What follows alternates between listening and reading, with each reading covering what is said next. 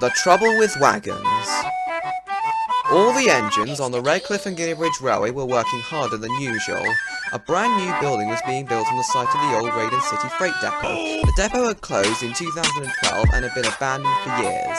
Then one day, Vites had an accident and destroyed the depot. The remains of the depot had since been cleared up, and the site had been purchased by the Redcliff and Guineabridge Borough Council, who, as a little side note here, also provides subsidisation for the railway. This allows Mr. Oak to make the price of passenger tickets on the railway fairly cheap. Anyway, the council had big plans for the site, and the railway had won the contract to supply the raw materials for the big project. Rocks were taken in the wagons to a factory near Guineabridge Junction, where those rocks are made into concrete bricks. Then the concrete bricks are taken over to the building's construction site to be used to build this building. But none of the engines knew exactly what this building was going to be.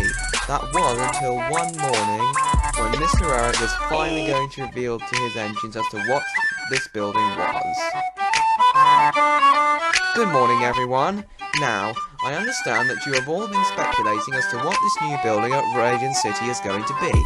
Well, today's the day I finally reveal that to you all. The new building is going to be a huge lifestyle complex, and the council have decided to name this new building the Eric Building, after me. I really cannot tell you how much of an honour it is to have this building named after me. Congratulations, Mr. Eric. What's going to be in this new building? Well, Freddy, this new building will include a whole range of apartments and offices, and in the basement there will be a shopping centre, a food court, a cinema, a swimming pool, a bowling alley, a gym, and a nightclub. The building is even going to feature its very own hotel. Oh, that all sounds very interesting, sir. It is. But if it is to be finished on time, then we all need to crack on. So come along, everybody. Let's all get to work now, shall we? Later that day, David came to Redcliff Station to pick up his freight train that Brian had left for him.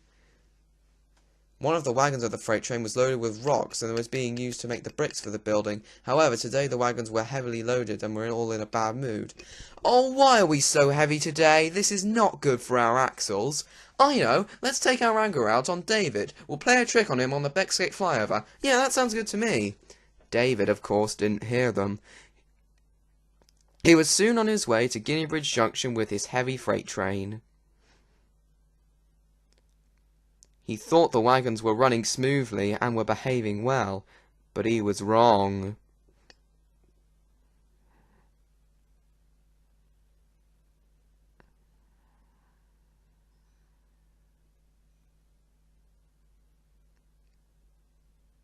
When they reached the Becksgate flyover, the wagons stepped their brakes and held David back.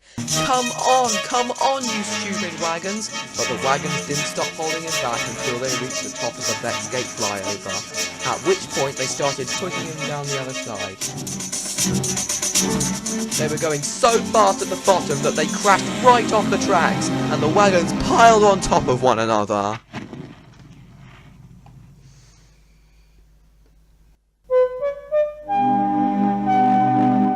David lay on his side. He had sustained heavy damage from the impact of the crash. Brian soon arrived with Colin the maintenance crane, the track gangers, and Mr. Eric. He was deeply shocked when he saw the damage that the wagons had caused. It's all right, David. It definitely wasn't your fault. I understand that, sir, but is my conductor all right? Apart from a broken bone in his right arm, he's fine. The medics say that he should recover fairly quickly and be back at work within approximately 2 weeks. What about me, sir? Unfortunately, an inspector has concluded that you have sustained far too much damage for you to be repaired here on site, so you will have to be taken away to Crew Works for major repairs. You will be gone for a long time, and I'll have to bring another engine in to do all your work for you while you are away. Oh no, it's not going to be Jack, is it? That's just it, David. I don't know. David just couldn't stop thinking about his replacement engine as he was being loaded onto a flat wagon to be taken away to Crewe Works for his repairs. He was very worried that it would indeed be Jack. He was soon on his way up to Crewe Works for his repairs. Later that evening, Mr. Eric came to see all the engines. "Listen up, everybody. David has had an accident and has been sent away to Crewe Works for repairs. The traffic on the line is far too heavy at the moment, so I have had no choice but to hire a replacement engine while he is away." "Oh no, please don't bring Jack back again." "Don't worry, Dennis. That horrid Scottish engine is not coming back to this railway. I have made arrangements with Crewe Works for one of their big powerful diesel locomotives to come down and do all of David's work while he is away at Crewe."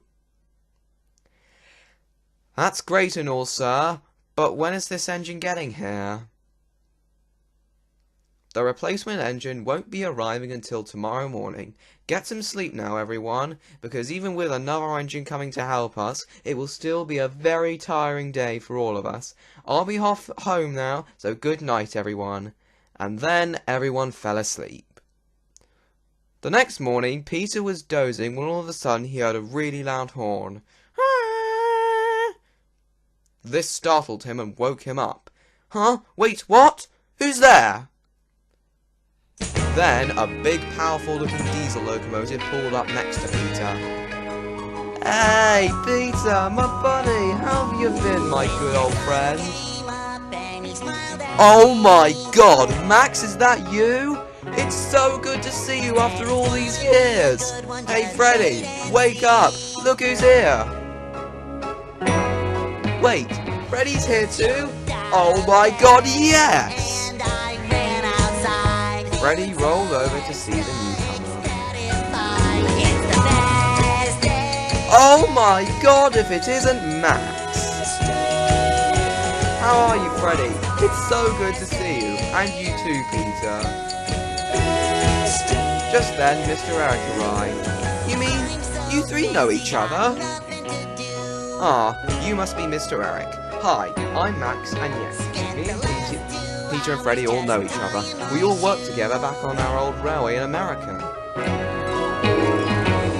"Wait a second. If you're here from America, then why don't you have American accents like me?" "I'd be obliged to tell you, Jacob. You see, when me and Freddy came to England after our line closed, our old American voice boxes were worn out and we couldn't speak very well, so they were replaced with more British-sounding ones at Crewe Works. And I assume the same thing has been done to you, Max, right?" Sometimes the little things. Yep. I actually kind of prefer speaking in a British accent, you know.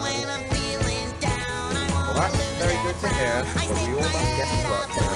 Peter, as you are such a close friend to Max, would you please show him around the yard?" "But of course, Mr. Eric. Come on, Max, I'll show you to the rolling stock yard." "Right behind you, Peter."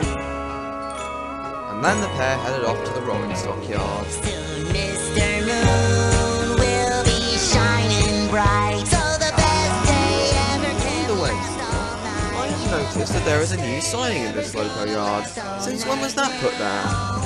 "Well, Freddy, I recently had that siding built because I noticed that this loco yard is running out of space for new engines.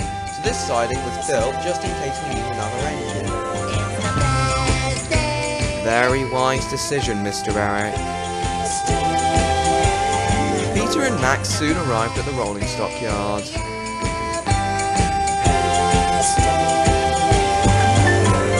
"Hey, Peter, do you remember how strong I was back in America?" "Oh yes, I do remember that. Do you think you've still got it?" "Oh yes, I do, Peter. I can show you if you want." "Alright then, Max. Why don't you demonstrate your strength to me by taking those wagons over there while I fetch Alan's coaches?" "As good as done, Peter." So Peter took Alan's coaches up to the station while Max went to couple up to the wagons. When Peter returned, Max was trying to take the wagons from the siding. They were very old and had not been touched for a long time. Max found them hard to move. "Pull! Push! Backwards, forwards! The wagons groaned. Oh! Oh! We can't! We won't! Peter watched with interest. Max lost his patience. Hurrgurr! He roared and gave a great heave. The wagons jerked forward. Oh! We can't! We won't! Some of their brakes snapped and the gear jammed in the sleepers. Then the coupling broke and Max shot forwards. Hurrgurr! Hurrgurr! Max recovered and tried to push the wagons back, but they wouldn't move. Peter ran round to the back of Max's train to collect the undamaged wagons. Thank you for arranging this lot for me, Max. You still do have your strength from back in America. I must go now. Don't you want this lot? No, thank you, Max. And I've taken all this trouble from them. Why didn't you tell me? You never asked me. Besides, it seems that you are really enjoying being strong. Goodbye now, Max. And Peter rolled away with his wagons.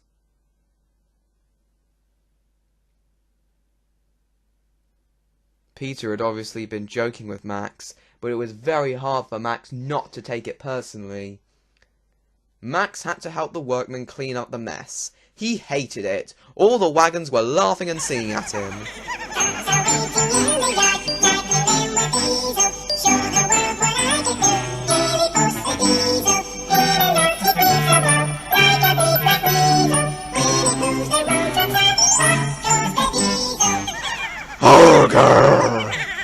Max then scuttled away to sulk in his siding. Later that night, Peter and Freddy were talking about Max. I tell you, Freddy, the coupling on his train snapped and he just lurched forwards. It was hilarious. That sounds very funny to me. If he's not careful, he's going to knock himself off the tracks. Max wasn't too happy about this. He was going to prove to his friends that he was very strong. But what he didn't know was that this was going to get him into trouble. Will Max learn that strength isn't everything?